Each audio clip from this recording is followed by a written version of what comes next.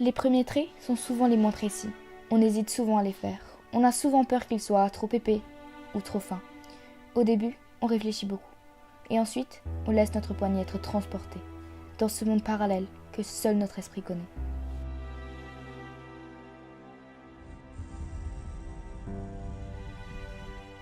Nos premiers croquis sont souvent raturés par plusieurs petites lignes fines ou gommées, jusqu'à ce qu'on obtienne notre base, notre belle et merveilleuse base.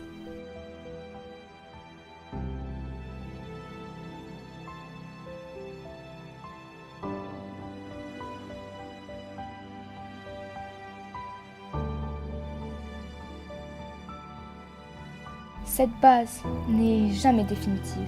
Elle peut être modifiée au cours de l'action des mains ou laissée telle qu'elle. À nous de choisir, à notre esprit de choisir.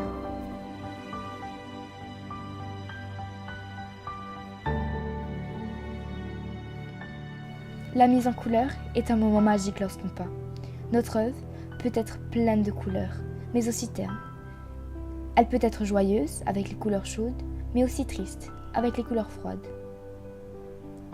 Peinturée, crayonnée, tout dépend de nous, tout dépend de nos sentiments.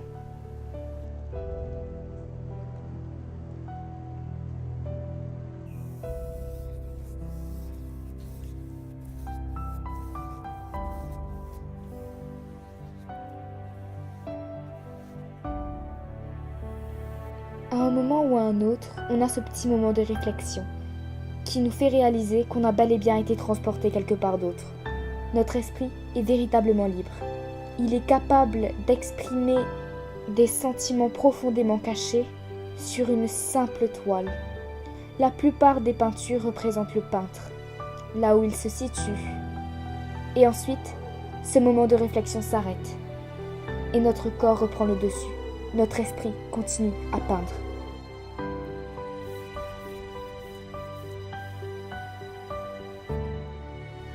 Et pour finir, on obtient ce qu'on appelle notre œuvre, notre bébé, notre création.